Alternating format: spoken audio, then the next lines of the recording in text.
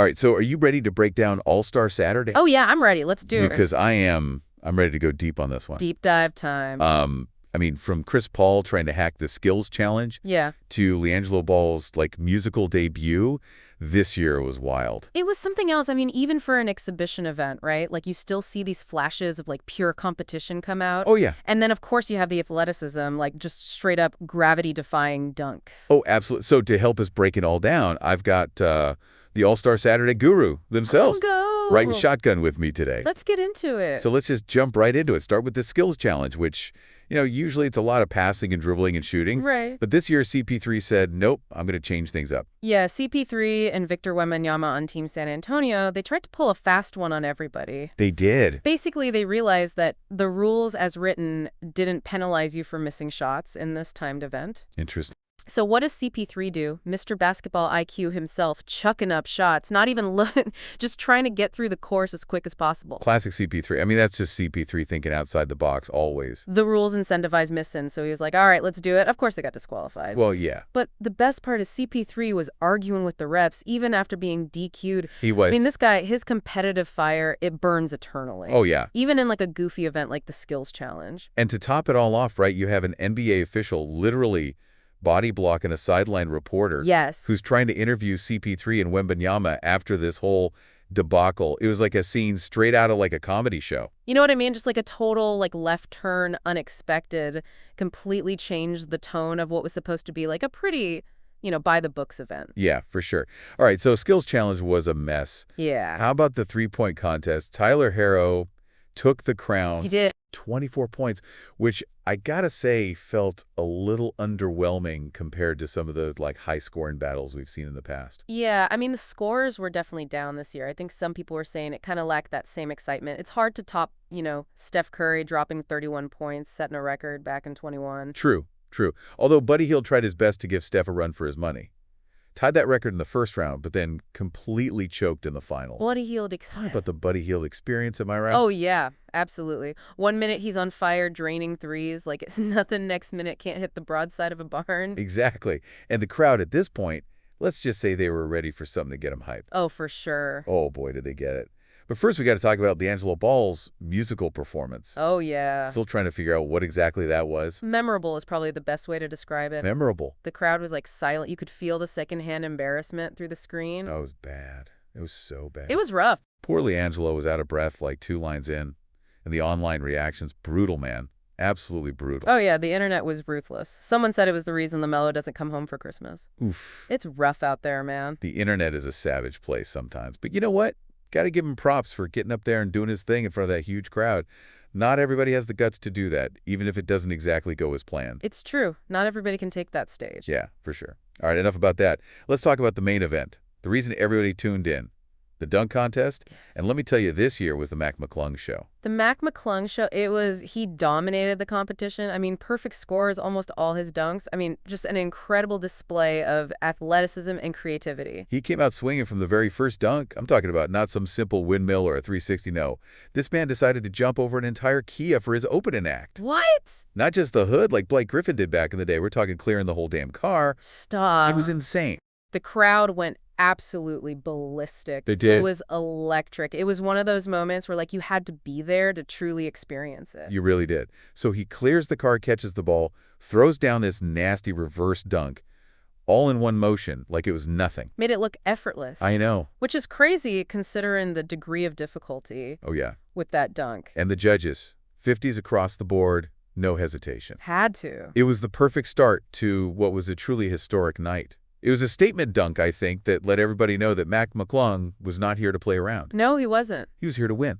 But what a lot of people might not realize is that he actually missed his first attempt. Yeah. Which I think, in a way, kind of makes the successful dunk even more impressive. It does when you think about it. Right. He had the height on first try, but he just clipped the back of the car with his foot.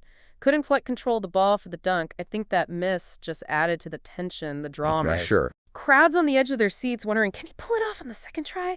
And when he did, the place just erupted. It was magical. It really was. Okay, so after the Kia dunk, everyone's thinking, all right, how can he possibly top that? But then he pulls out this double ball dunk for his second act. Oh, yeah. Talk about creativity, showmanship. I know. I mean, 2 basketballs, one tucked under each arm. Takes off from just inside the free throw line again, soars through the air, and then like some kind of basketball wizard, he throws down both balls at the same time. What? It was insane. The timing, the coordination, it was unbelievable. I mean, it's one thing to do that in practice, but to pull that off in the dunk contest under that kind of pressure, I know. that's what separates, like, the greats from the legends. Oh, absolutely. The judges. Another perfect score. Another perfect score. Of course, at this point, it's pretty much a foregone conclusion that McClung is going to win, but he still had one more dunk left. Yeah. And he saved the best for last.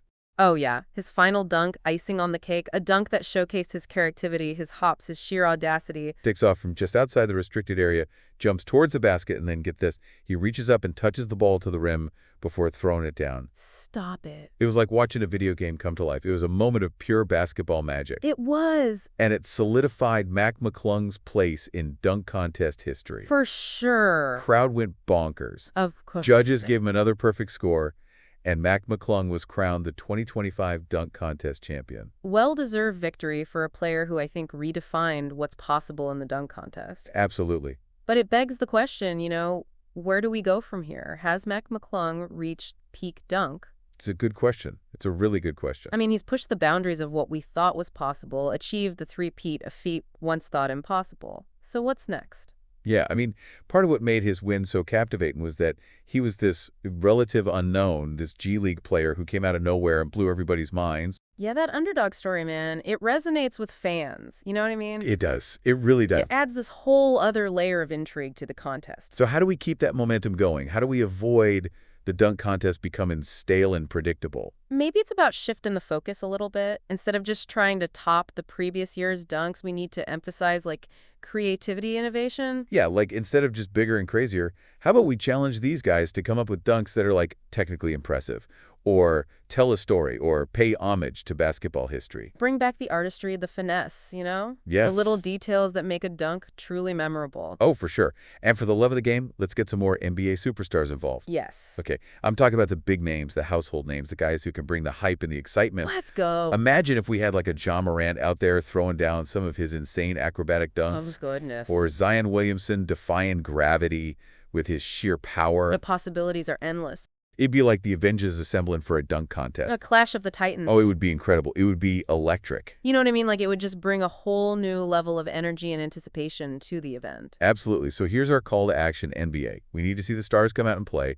We need creativity, innovation, and a whole lot of swagger. Let's go. Let's make the dunk contest great again. Time to reclaim the legacy of this incredible event. Remind the world why it used to be like the most anticipated part of All-Star Weekend. Absolutely. And who knows, maybe we'll even see McClung go for a four-peat. Stranger things have happened. The possibility, however unlikely, is certainly intriguing. But one thing's for sure. Mclung has left his mark on the dunk contest, and his performance will be talked about for years to come. He's inspired a new generation of dunkers and hopefully sparked a renewed interest in this thrilling event. Well, folks, that's a wrap on our deep dive into NBA All-Star Saturday. We covered the skills challenge, the three-point contest, and, of course, the dunk contest that stole the show. We talked about Chris Paul's rule-bending antics, Buddy Hield's hot and cold shooting, and LiAngelo Ball's, well, let's just say memorable musical performance. But the real story of the night was McClung. His performance was simply legendary. We hope this deep dive gave you some insights and maybe even sparked some debate. Remember, it's all about exploring different perspectives and having those passionate conversations about the things we love. And if you ever need a quick breakdown of the latest happenings in sports pop culture or just anything that's piqued your curiosity, you know where to find us. We'll be back soon with another deep dive, so stay tuned. Thanks for joining us on this journey of discovery. Keep those conversations going and don't be afraid to share your own hot takes. We love hearing from you. Keep exploring, keep learning, and keep diving deep. Until next time, folks, 10 LII.